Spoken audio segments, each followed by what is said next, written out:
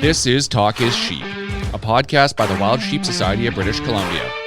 Come along as we take conversations that matter to you into the high alpine.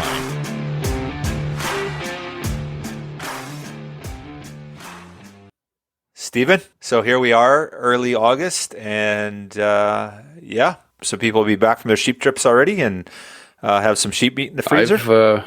I've seen posts from people getting inReach messages. I know of at least one doubleheader that's taken place.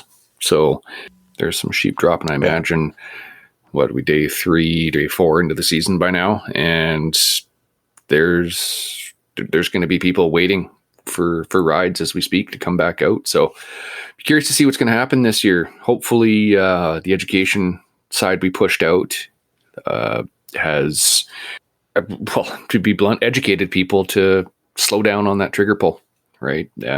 Take that extra time you need to ensure that it's the best sheep to harvest, a legal sheep and the best one to remove, right? It's not always about dropping one. It's about what the herd can handle. So we preached on our soapbox a lot about this, but I think we need to keep doing it until we start seeing the tide of results going in the other way. So just be curious to see what happens. Yeah, for our listeners, thanks for your patience. We did belabor the issue, but it's an important issue. And again, we wouldn't be doing it if we weren't concerned about it, right?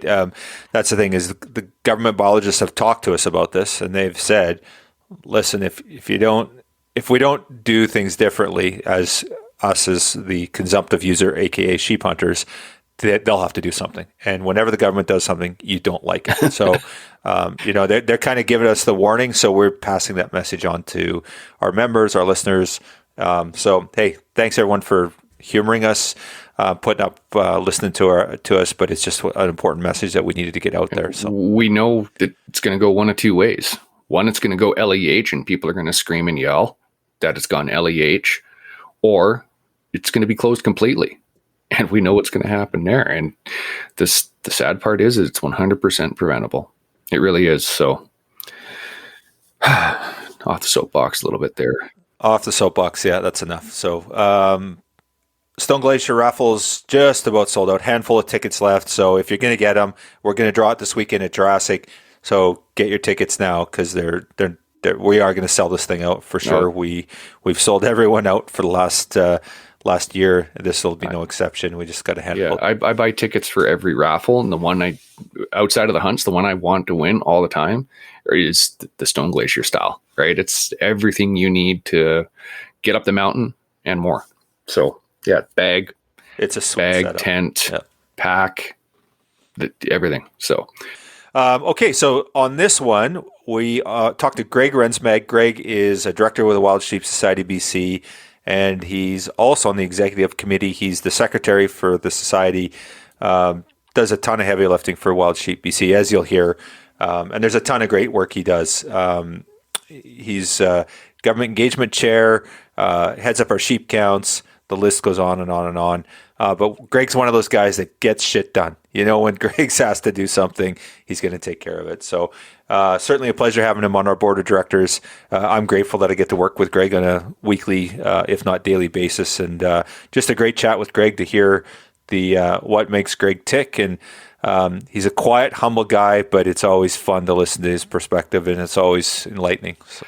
Yeah, and he's a hell of a guy to hunt with. We as you'll hear about a little bit in the episode, we did a fly-in hunt last year, me and some of the Rensmaags, and absolute blast. Guy's is a riot, and yeah, just humble, funny as hell, and great storyteller. So with that, we're off to episode 86 with Greg Rensmaag.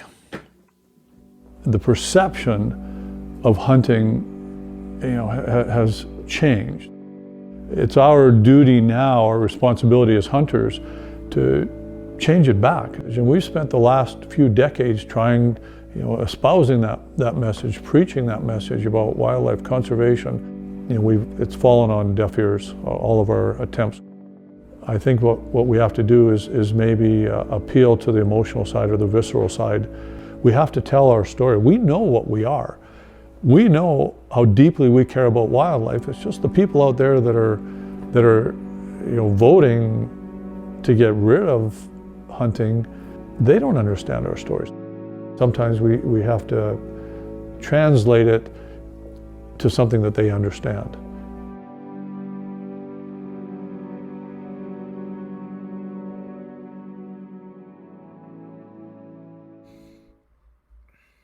Gentlemen, here we are. You should use that term very, very loosely when you refer to us as gentlemen, hey? Exactly. Greg, it's awesome to have you on the show. It's kind of behind the scenes to Talk to the Sheep, because you're the guy that's your Instagram guy. You're busy with that and doing a great job and killing it, by the way. So give us a little love over there. But Greg's the guy behind the mask on Talk to Sheep for Instagram. But I think you do a little bit more than that for Wild Sheep. So who are you? Where are you from? Tell us everything we need to know about Greg Rensmaag. Oh, that's loaded. From the Lower Mainland, Maple Ridge here in BC. Just lifelong into the outdoors. Born and raised into it, and it's always been a take until the past few years, and someone on the other side of the screen here convinced me to head on up to the show in Kamloops for the society. I quickly joined the society, then grabbed a life membership right away. I knew these were the people I wanted to be a part of. Volunteered where I could. Quickly got sucked into the sheep world. Holy, wasn't expecting that rabbit hole of a world to be sucked into. There's no escape now either. And then I want to say 2 years ago, joined the board. After a year on the board, became the secretary, and here I am on my second term as secretary, as your note taker behind the scenes.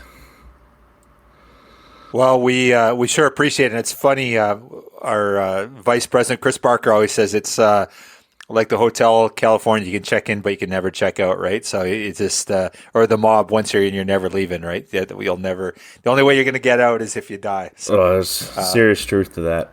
Yep. Yeah. It's pretty cool. And you've risen through the ranks quickly. You said you've been on the board for a couple of years, but you're serving as secretary and got a lot of extra responsibilities. And, it's one of those things where the not-for-profit, there's a ton of work to be done. And some people find their stride and they get right after it. And then other people, struggle a little bit. They want to be part of it. But you're one of the guys that has been part of the solution right from the get-go and just done a ton of work. And it's been fun to watch your evolution and your climb to responsibility within the organization. It's pretty awesome, buddy. Well, thanks for the kind words. Yeah, it's been a ride, to say the least. Seem to have my hand in many of the cookie jars behind the scenes. Every committee. I think the Hunter Heritage is the only one I'm not sitting on right now, and maybe I'm partially on fundraising sometimes. I don't think I'm officially on it, but I'm there. No, you're on it. Yeah. You're on it. You're definitely on it. Are you getting at something with the Hunter Heritage there?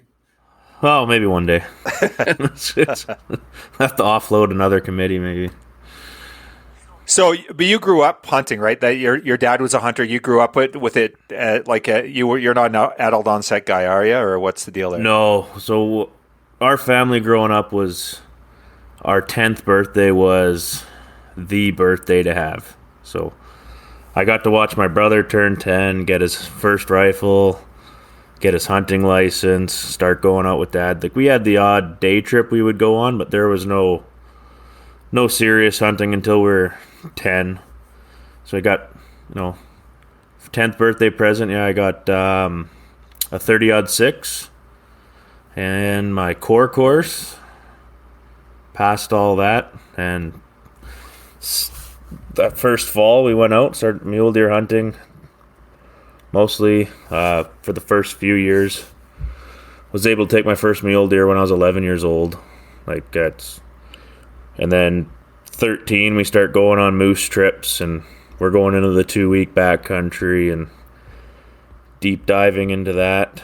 But it was always mule deer and moose growing up. There was nothing else, but it was what we looked forward to. It's what we dreamed about all year. There's nothing else we'd rather be doing is hunting, fishing, hanging out with the family. It's where we wanted to be. It's kind of like that, right? It's that legacy. You know, there's very few people that grow up in that hunting and fishing environment and they diverge from it, right? There's lots of people that come to it after the fact, but very few people grow up with it and then they're like, oh, this I hate this. And lots of people maybe experience it and then they step away from it because they're busy getting married, having kids, going to school, whatever the case may be. But then a lot of people, most people come back to it. And I kind of went through that. And then the other thing is it tends to be a legacy, right? And we've seen that. I see that with your family. So tell us about your family and about their involvement and what they do and how that works. Oh, they're a bunch of little volunteers too. Both my kids now have their core courses and their pals. My daughter's 10, my son's 12. That was both their 10th birthday presents. My son snuck in just before COVID and was one of the last courses to go through. And luckily we got him in early. He was only 9 at the time. Then my daughter did the same thing this year, just before her 10th birthday. She went in, got her course. But they, since birth, basically, they've been in the bush with us. I got pictures of my son, 3 months old, minus 14. We're out there deer hunting. We actually had one heck of a trip that year. But my wife's a rock. She comes along. She's bringing babies along with us. She gets all the credit for that. I was out there hunting and doing all the fun stuff, and she's back in camp tending to babies. The kids too. They just growing up with it. They've been wanting to be involved as much as possible. So even all the sheep counts we go on, I think almost every count I've done now, probably close to a dozen, I've had one of my kids with me each time, and they love it. There's nowhere else they would rather be, I don't think. You know, my son's got motives. He wants to see the animals on the landscape in the future, and you know, my daughter's there because she's getting the junk food. So, but I'm not sure if she's 100% in the hunting, but she's there in the bush with us. She loves it. She loves the fun. That's awesome. So, Greg, you talk about, you know, this legacy, or about your son wanting to carry on, make sure there's animals there for his kids and so forth, or for him down the road. Is that something that is this something that, you know, you only kind of got involved really aggressively more recently? But is something like, did you grow up with that mindset from your father, or how does that work? Yeah, it was always never respect the wildlife, respect the land.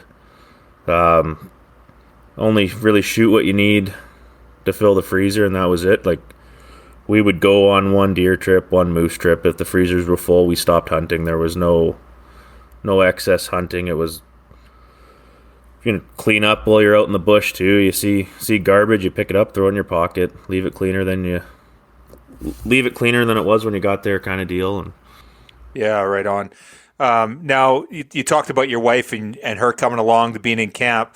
From what I understand, she in the past, and I say in the past, but she wasn't typically hunting. She'd be in camp, but she wasn't hunting. Am I correct? Yeah. So she was never. She had hunt. She never even really been camping until we started dating. So her life got turned around when I got involved. She had to, or not, shouldn't say had to, but she ended up getting her hunting license early. I, kind of pushed her along and said, this might be something you want to do. If you want to see me in the fall, you're probably going to want a hunting license. So, but yeah. So she didn't shoot anything until recently, but she's always been there. And when South Africa, she kind of made up for some lack of shooting over the years, I'd say. Right on. So she never harvested an animal in North America? She hasn't killed a deer or anything like that? No, nothing. She'd been on them, been sitting in tree stands and animals walking by, but unsure if they're big enough. And a lot of her hunting before kids, she was studying for university, so she was sitting there deep into her book, and you'd come back to camp and there'd be deer tracks in the snow all around her. It's like, you see those deer? Oh, no, didn't see the deer. It's like, oh, all right. Yeah, I've been there myself recently, actually. But okay, now let's talk a little bit. You mentioned Africa, so set the stage for us. Now, I know you went on a trip recently, so how did that come about? Where did you get the trip? How did you pick the outfitter? Tell us the whole story, kind of right from the very early on get-go. Oh, it wasn't much picking of the outfitter. Picked it up at the Salute to Conservation online. It was a 10-day hunt with Bosveld Jacobs safaris in South Africa. Yeah, we, sure, due to COVID, not too many people were bidding, so it was more of a deal. It couldn't pass up on. I told the wife, I said, "Hey, it looks like we never had an anniversary or no, honeymoon, so I guess we're going to South Africa on our honeymoon. A little 11 years too late, but it's." How did she react to that? We're going to South Africa. You know what? She was more into it than I thought she would be. She was pretty excited from the get-go, actually. So that was cool. So there was no sugarcoating what we were going to do there. We were going hunting, and then we were going to do some stuff after. But the main focus was hunting while we were there.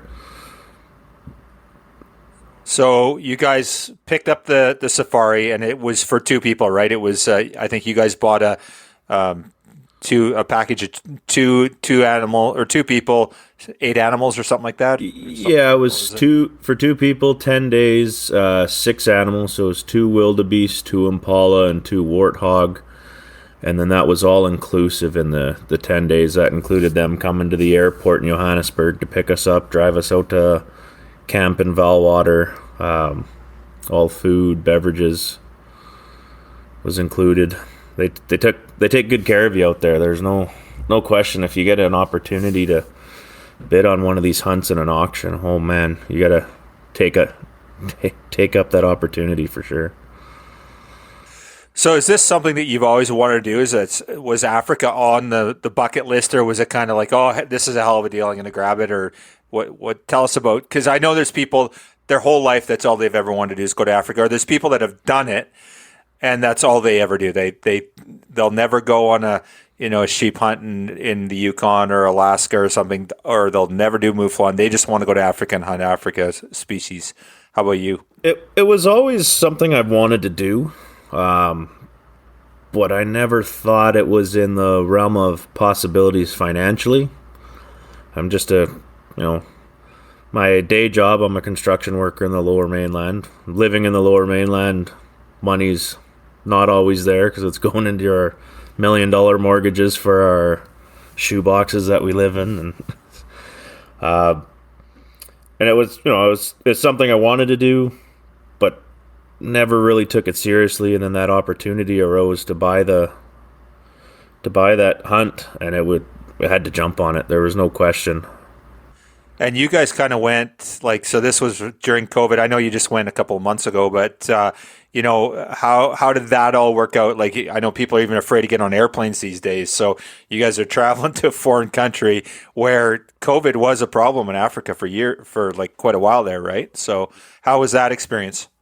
It was actually not bad. Getting off the airplane in Johannesburg, I guess there was some rules that changed while we were in the air. Luckily, being from Canada and we had a layover in the States, we had to be vaccinated to go into negative test to go into the States. When we got to Johannesburg, we got there late. Our flight was delayed from leaving Newark, and we got into Johannesburg, and they changed it that you needed a negative test to come into Johannesburg or into South Africa. So there was mostly Americans on the plane that didn't have to be tested to get on the plane when they had left. And 15 hours later in the air, they find out they needed a test when they got to the ground. So it was a bit of a chaos in the airport. Everyone had gone home because we'd got there late. There's little obvious language barriers. And then, everyone was getting turned around, sent back for testing.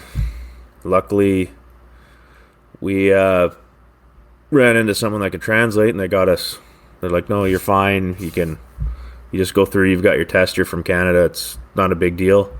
So we flew through, but get to that baggage carousel. Watch that thing spin around for a while, and no bags on it. That made the start of the trip even more interesting, to say the least. Yeah, that was some fun text I was getting. But you didn't bring a rifle, though, right? You rented, so you saved that chaos. Yeah, we didn't bring a rifle. We rented. It was cheap. It was like $25 a day. No hassle to get your rifle across.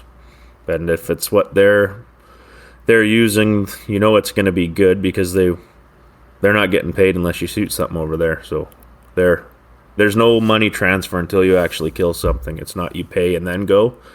It's you go, you kill it, and then you pay.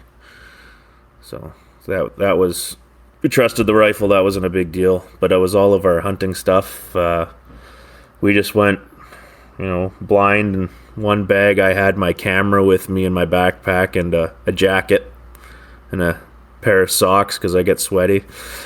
The old lady, she only had her little day bag with a change of clothes, and that was our attire for hunting in South Africa for the first week. So your bags showed up after a week, is that right? Yeah, I think they got there it was 3 or 4 days after we had landed, and then they had to, Rian, the owner of the outfit, he actually ended up taking care of all of it and got them shipped out to Valwater to his personal residence. And then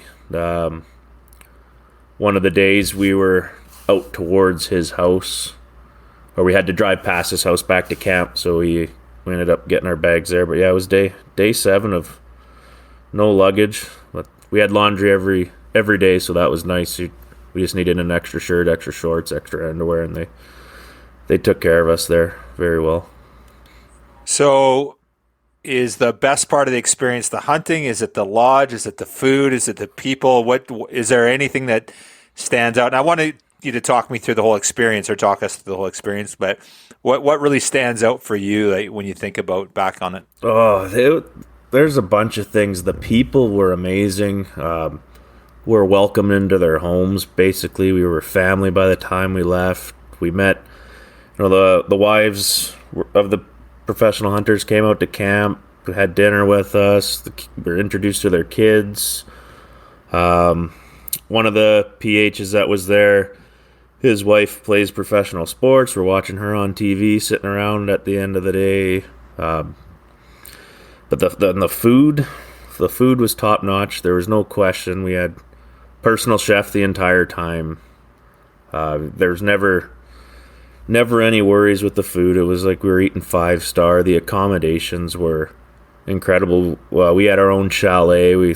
Kitchen, bathroom, couch, fire, a loft. We just relaxed get our own little private area away from the lodge. We were the only 2 people there that week, or the first week anyways. And normally they've got like up to 18 people, and we were the only 2, so we got a little bit of extra special preference or treatment. But when you're there too, you're not going up to a bartender and trying to get a drink from them, or trying to find somewhere to pick up your water. It's just go in the kitchen, help yourself. Go behind the bar, help yourself. Go to the fridge, do whatever you want. And aside from the lodging and the food and the people, you got to say something about the wildlife. The abundance of wildlife in South Africa was incredible. It was better than expected. We get this picture painted for us on TV back home where you're not going to see anything. Everything's going extinct. Everything's endangered. And then we get there, and the first day we got there at lunch into camp, and we go out after lunch, and you just see right off the bat, like 15 minutes after sighting and rifles, we see a herd of wildebeest, and then we're seeing giraffe, and we're seeing blesbok and zebras, and everywhere we went, it was like that. There were just around every corner there was a herd of animals, no matter where we went. It was surreal. It was like watching The Lion King growing up. Animals everywhere. So one thing you see on TV and social media is if you go to South Africa, it's not safe. How did you feel there? Did you feel that you were relatively safe, or paint that picture? We had no moments where we would have been in an unsafe situation or felt unsafe. We didn't, like, I'd say when we landed in Johannesburg, we leaving the airport, we got in a shuttle, we went to our hotel for the night, didn't see anybody. The first thing you kind of see is every house has walls. There's concrete walls around them with barbed wire on top, and it's like, oh, that's a little bit eerie. And then when we went on the way to the camp, we stopped in Pretoria at the only hunting store, and it's their big hunting store. It's like the hunting section at Canadian Tire. It's just this couple of aisles, and that's their big store and the hunting mecca. But the parking lot had armed guards, so that was, you start noticing it, but it's never in your face. Like, you see a couple of guys walking around with guns, and that was it. Everybody, has open carry over there. There's handguns on everyone's hips. But there was never a moment where we felt unsafe. I'm sure there's a lot of neighborhoods you wouldn't want to go into at night, but we're in the middle of the woods. So once we left that store, we drove 3 hours from Pretoria to Valwater. And then really our only interactions with the general public after that were a couple of times at gas stations, and then, Kruger Park, we went there at the end, and that was the same. It was, you check the guide has to check his gun in at the gate, and it gets wire locked, and you go into the park, and it's just like any other tourist mecca. There's just people. Everyone's hanging out. It's normal. Coffee shops, restaurants. But yeah, we never saw anything else really in South Africa. Like, you see their government housing, but you're just driving by it on the highway. We never went into any neighborhoods or. For animals, so you talked about all this abundance, I guess, and we talk about biodiversity here in BC. I think they maybe trumped us over there, but what was there one that stands out? I've seen tons of pictures, and obviously for anyone that knows anything about you, you're a very accomplished photographer and you do a great job. But the ones that stand out for me are your elephant pictures. Are freaking cool, man. But is there anything that stands out for you, species-wise, that you're like, holy crap, that was amazing? I would say lions. I was not expecting. Like, we know they're big. You see them in zoos, or you see them down in the MGM in Vegas. Like, they're a big animal, but in the wild, you hear that little bit of a growl, and you feel it through your bones. We had a mating pair of lions. They're on one side of the bush, and we're on the other side of the bush. And he wasn't happy. There's people nearby, and every time he would let out a growl or a roar, it was like, whew, that thing, it's just head to toe chills through your body. We had some close encounters in Kruger, which was really neat. But the one moment that really stood out, we never even got to see them. My wife, she shot her wildebeest, and right after the shot, we can hear Pride of Lions popping off in the background. And it's kind of like, that's the stories you hear of grizzly bears running towards gunshots because it's dinner bells, and it no different over there. You hear probably a kilometer or so away, you just hear the roars. It's like, oh, they're excited. Never seen them. They know what's coming. Yeah. So Boswell Jacobs, I know that there's a number of conservation organizations, Midwest Wild Sheep Foundation. They do a ton of hunts through them. Obviously, we've used them for a couple of years now. They got a great reputation. And the one thing I've heard from people that have gone to Africa through them have always talked about how they work with the different, local, feeding the locals and stuff like that. Did you guys experience any of that, or was there any dialogue with that around from Rayon? Yeah, we knew about it. Found out a little bit late. If you know about it before you go there, you can actually jump on at the end of your trip, or part of your trip is you can go and take the meat to an orphanage and meet the kids and see. So they donate to the orphanages. I think there's one or two, and then they also give off meat back to the elderly. And I didn't. Rian, he never spoke about it while we were there, but at one of his PH's Drian, he was saying during COVID, when South Africa wasn't hunting and it was all shut down, Boswell Jacobs was out hunting, so they can, and paying for these animals. They had to buy them off landowners, and they're donating the meat to keep not as much as the hunters would be providing, but they were still digging out of their own pockets and providing to the orphanages and the elderly during hard times. Like they went, I think, almost 2 years without a single client, and they were still forking money over out of their pockets. That's phenomenal. Yeah, I've just heard such incredible things about the work that they do. And first of all, the hunt experience has been, the reports have been phenomenal, and then on top of the work that they do with the local communities and what they support. So I've never been to Africa. Steve's never been there. He keeps saying he's going to go, but he hasn't. So for you having been there now and you've seen it, you've been on the ground there, and everyone talks about, hunting is conservation, and hunting in Africa does get a bad rap. It's all trophy hunting and blah, blah, blah. Tell us a little bit about your experience there, and don't tell us about the bullshit from the books, like what it was really like in your experience about being there and on the ground in Africa. Oh, so the hunting is conservation is, no truer words have been spoken when it comes to South Africa. They've monetized all their animals.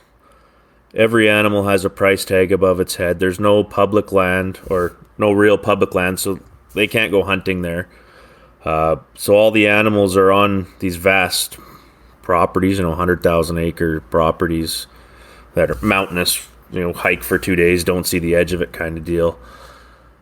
And they're out there during the winter, so when it's starting to get wetter, the wet season, they're out there feeding them, maintaining the populations, keeping them healthy.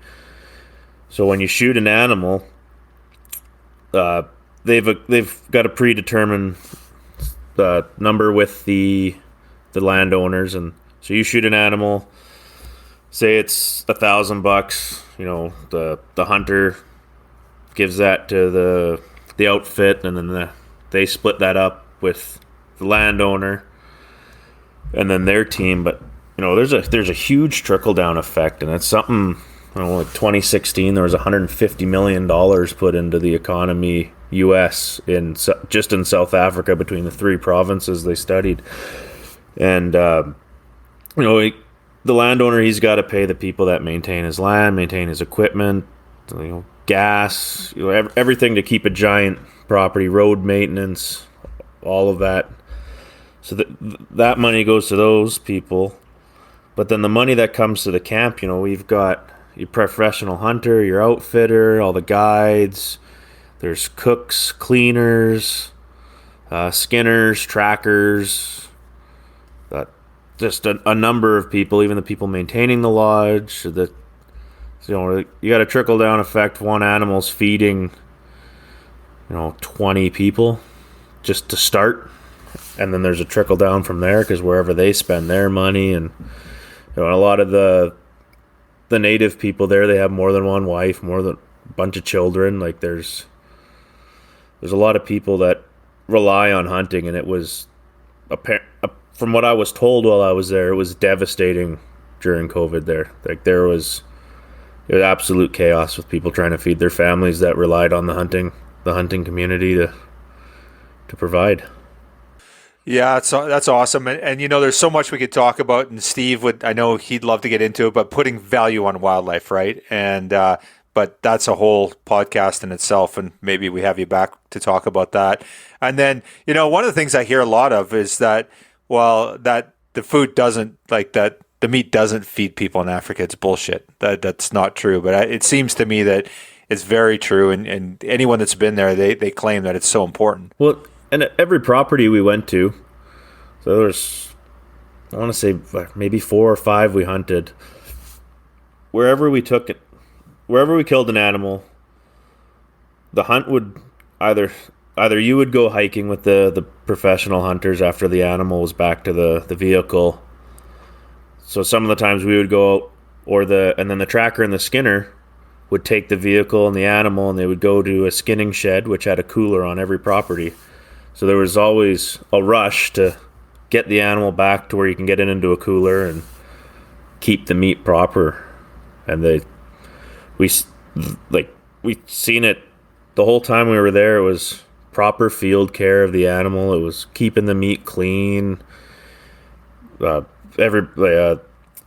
lodge we were at, they had their own butcher shop, but every property had a cooler for these animals to go into, so they would still be edible. It wasn't nothing was laid to waste.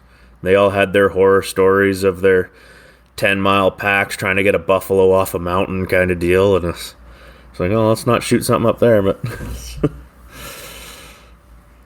yeah, for sure. So now, when you met with, the owner was there, Rayon, he's the owner, and then you talked about your pH.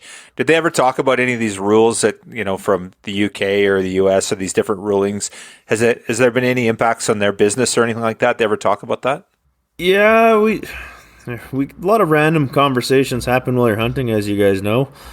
So you're spending a lot of time with people. So 10 days with someone, you tend to learn about them, and they learn about you, and you learn about stuff that was random. But yeah, we dove into politics, and they had a lot of negative things to say. The U.S. is hurting them right now with all their import regulations for animals. But then, I think the UK banned trophy hunting, similar.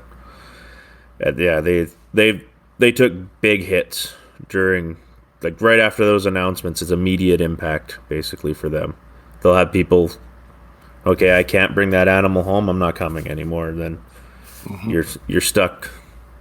You got a big camp to serve, and they're not making money off of that. They had some strong political views. I don't think we should dive into in the air, but there's, just like any of us, if you're fed up, you're going to say stuff. I'm sure some of us have said stuff in the private about our own government, but they were very outspoken, and they're between a rock and a hard place for a lot of that stuff. It's really, really affecting their lives. Yeah, we saw it here in 2017 with losing the grizzly, right? That affected way more than just face value. You can only imagine what's happening when you're not just losing one animal, you're losing a whole country's worth, right? That's pretty freaking scary. Yeah, and a lot of them are just unfounded, based on emotion type of things. Like, you hear everyone talk about the giraffe, I didn't shoot a giraffe. That was never on my list.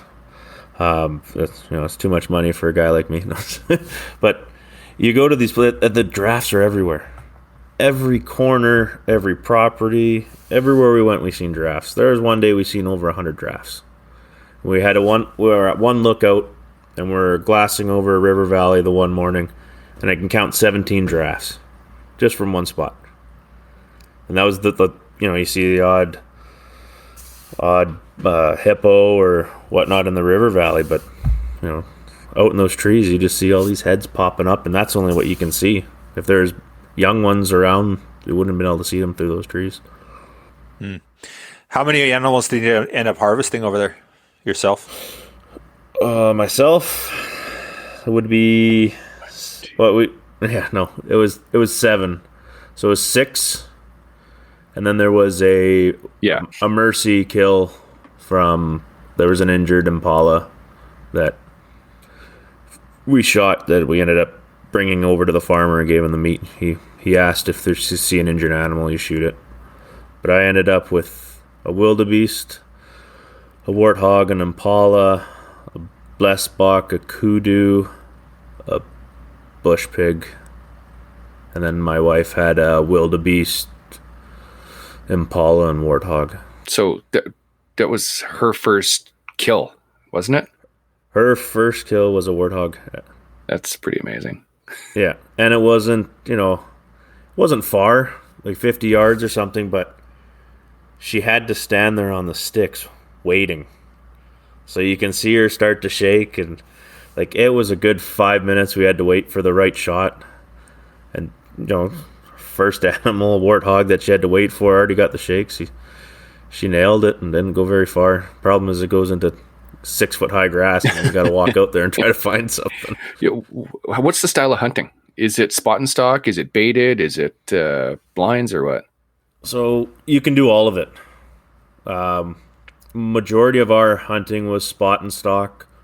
Drive around on the truck. We sit on the back of the truck. You see an animal across the valley, and you let the truck take off, and you hide in the grass and try to crawl up through 6 foot high grass, or sneak through trees, hike up mountains. Like it was pretty. Where we were was very similar to how I hunt here, which was nice. A lot of mountains and valley bottoms. So if you've seen them across the valley, you're trying to sneak up, but you're blowing it because you got no cover. And we time it well with the animals going up into the mountains during the day to rest, and then come back down to the valley bottom at night. So you time it and you get them near the mountains, which was a lot easier to figure out where they were going and how to cut them off, because you had the landscape you can work with, and all the trees were kind of lining the valley bottom, so just the bottom of the mountains where we were. So you would get 50-yard swath of trees to use to your advantage. So what was that experience like for your wife, for her taking her first animal? Like, you've been around it with your kids, you watched your son take an animal, but for your wife, and to be around it and to experience all this, and then, what was that like? I think I was more emotional than she was. That first animal I remember it still from 11, the emotions that I ran through, but I don't know. I'm assuming a lot of those emotions would be more powerful in an adult, especially being 35, taking her first animal. Or she's 35. She might be 34. I don't know, but I don't want to get in trouble on that one. But you can definitely see the emotion coming through. A little bit of excitement because the dogs go into the grass and you can't see, and then the dogs start yipping off right away, and you don't know if it's an angry warthog or a dead warthog. So you get out there, and your emotions while you're walking through the grass are playing like, holy shit, everyone's kind of running through the grass too, blind in a field. But you get up to it, and you could tell she took a moment. And I'm sure we talked about it a little bit, but everyone had. I'm assuming everyone sees it a little bit differently, but we're very similar. Where it's, you're never happy that you took the life, but you're happy of everything around it. So you got that first moment, like, oh, that's the first thing I killed. That's a living animal. That emotion's running through you. But then there's also the excitement of your first animal, the excitement of the adventure, the excitement of all the work that's gone into it, everything that's going to come. It all just comes into that one big ball of emotion that you could feel, and you could definitely feel the energy off her for sure after that. Very cool. Okay, so let's segue off Africa for a bit, and let's talk about Wild Sheep BC. So What's going on in BC with the society? Oh dear, I have a whole bunch of stuff. You guys got the Jurassic Classic coming up. I got a sheep count that same weekend. Dealing with counting through the summers, dealing with the Movie up on the Fraser River. So that's been a fun one for many years. We got to try to get behind and need more people to pay attention to. It seems to be only a handful of us that care about the sheep or are willing to do something about the sheep anyways. So for you, there's lots of different things you're involved in with the society, and there's lots of different facets. There's fundraising, there's projects, like the list goes on and on, communications, a whole bunch of stuff, right? What tends to be your passion? Like, what stands out for you? Like, and obviously you lead the counts, so obviously that's probably part of it. But when you think about the society and the work you're doing, what do you get excited about? You know, it's the people, getting out there, getting hands-on, meeting new people, trying to educate people on sheep. Having people bring their kids out with them, and you can see the passion in their eyes. And, watching someone see that first sheep through their spotting scope, and that kind of drives me, is all the feeding off everybody's energy. It just makes you want to get up and keep going. You can tell there's a strong group of people that are really passionate about what we do, and those people are always nice to really tie into. I'd say the hands-on as much as possible is definitely what drives it. And doing the counts really helps because you're seeing direct. Like, you're not seeing a picture, you're not hearing in an article or from your buddy saying, yeah, I saw some sheep on the highway. It's like, no, you went up there and you seen lambs running around, or you're seeing lambs not running around in a lot of places. So it's a easy thing you can join and volunteer for and get out there and actually do something about. That a lot of people kind of downplay it, but that count's really important. It shows what we've done. Yeah, it's interesting because we've always done the Spence's Bridge sheep count, and that pre-COVID, I think we had 110 people out for that. It was incredible, like just amazing. But then we had to start going a little further up into the Fraser and doing these counts, which arguably this is even more important. Spence is important, but the Fraser is critically important. Yeah. And maybe touch on why it's so important, Greg. Why is it that? And you've been a big part of this, so maybe share with our listeners why it's really critical to get those counts in. Well, so for those of you who don't know, in the winters, we've done it a couple times now. We've gone through in the winter, and we're not personally, but we're helping organize and fund and do everything we can to play a role and go and capture, test sheep, and check them for Movie. So it's a little rapid test similar to COVID. I'm sure COVID actually made that product better for us. So there's no more putting the sheep to sleep. It's you just net them, give them a little swab, and you find out pretty quickly if it's sick or not. And then we collar sheep, and then when you got to treat the sick sheep. And then we go out once they start lambing and start checking on lamb recruitment. And then we go back 3 to 4 times once a month just to see. The first month we maybe seen 10 lambs. We'll want to see what's there the second month, because you'll know really quickly if there's a problem. And you're not going to see all the sheep the whole time, and they're in their little herds. They might have never crossed paths, and there could be lambs that aren't sick in one herd, and a kilometer down the river there's lambs that are sick or lambs that aren't there anymore. Yeah, so getting that baseline and knowing, what kind of, if the lambs are making it through the summer, that's really important to know. And it is a reflection, like it's not a true reflection of whether or not they have Movie, but if there's no lambs and you see all the ewes, odds are they were there earlier, there's probably been a die-off, because it tends to be the lambs that are dying, right? Yeah, and they're dying quick and horribly. I've had I don't even know how you'd word that, the misfortune of seeing a sick lamb, and it sucks. You think of just a helpless creature that doesn't know what's going on. You know, you got a sick person, you can comfort them, you can give them medicine. You got a sick sheep that's out there coughing until it basically drowns in its own mucus. It's terrible. Yeah, there's a video a couple of years ago. I don't know if it was Chris Barker or Mike Southern videoed ram or an ewe. Can't remember what it was, but about 30, 40 yards, just hacking its guts out. And there's nothing you could do. That sheep didn't care that there was a person there. It was just a sitting target. So yeah, it's pretty brutal to watch what it does. Yeah, definitely. Yeah, absolutely. Okay, so now you said you've been on the board for a couple of years, which you have, and we've had this whole COVID stuff going on. We've had all our shows canceled.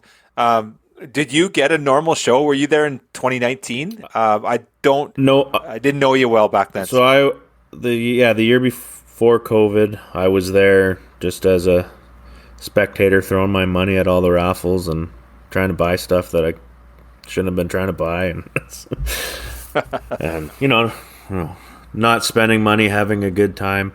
But I got there, and then the second year I was on the road. I believe it was Steve called me and said that show's canceled, we're not doing it. I still showed up in Kamloops, spent the weekend there. Yep. Yep. So, yeah, fortunately, haven't had the pleasure of being part of the show from the organizing or volunteering aspect yet. But you did attend it as a guest, like in previous years. Yeah, so. Yeah, I got the one year, and that's what sucked me into the whole thing. Well, and that's the thing for me too, is it's just such a great environment, and there's such, good people, like-minded people, and it's just a good time. It's not, it's just a different vibe and such a cool feeling to be part of the shows, and it's something that we're really missing. And I can't wait. I think it's going to happen this year. So we've confirmed our dates. So we've got the Northern fundraiser on February 4th, and then we've got Kamloops, our convention AGM for March 10th through 12th, I think it is. So it's going to be a pretty epic time. It's going to be good to get together finally and see everybody. So. Yeah, it's definitely going to be nice to be in person, getting a taste of it down in Reno, being the first show back. That was something. So made me itching for our show for sure. Yeah, especially the COVID test to come back. You had a great experience with that, right? Standing in the drive-through. Yeah, they didn't tell me that when I booked that test. Go stand in the Reno sun and walk through a drive-through COVID swab center. Little unconventional, but hey, you got it done. Yeah. So that's all that matters. Made it home. Cool. Okay, so let's segue a little bit to what's the plan for the. So obviously you're on the board of directors. So you've obviously killed several sheep to be. If you're going to get voted on the board, you obviously have killed all these sheep, right? It's funny. What's that ridiculous Instagram page? And they make fun of different groups, and they're like, going to the Wild Sheep Society BC show to learn from all the board of directors that have so much experience, and realizing that nobody on the board's ever killed a sheep. Yeah. Obviously, jokingly, but there's lots of experience there. But hey, we're about putting sheep on the mountains, not taking them off. Yeah, I'm pretty good at hunting them with a camera. I've only had a couple of sheep hunts under my belt, and one turned caribou and goats, and just you get sidetracked. Yeah, absolutely. But that joking aside, what's the plan for the fall? What are you doing this year for a fall hunt? I'm gonna take it a little easier than normal. Usually, I go on a couple week long trip somewhere north, dedicated to moose, caribou, sheep, or goats. This year, it's just gonna take advantage of the long weekends. Maybe add a couple days here and there, and really focus on trying to get my kids their first year. My son's 2 years in a row. He's just come up short on both years. Were actually 5x4 muleys. He just couldn't. The 1 year he couldn't see it, and then the other year he didn't get the shot opportunity. But I'd really love to see him fill his dreams almost. Like that kid's living and breathing the outdoors and hunting. He's already surpassed me. He's riding his bike down to the river fishing every day. And then if we can get him a deer, it'd be really nice to get my daughter a deer. She's got some mobility issues, so we have some things to work through there. But be figuring out stand hunting and shooting off a tripod, and it will be interesting. I'm not much of a stand hunter, so It's Brooklyn's year. She'll get one. yeah. Hopefully she shows up her brother. And Oh, definitely will. yeah, this year seems to be all about the kids. My son plays football, so on his days off, we'll be out there trying to seal the deal and create some new memories. That's awesome, man. I think you and Steve got out last year together. You guys did a fly-in, didn't you?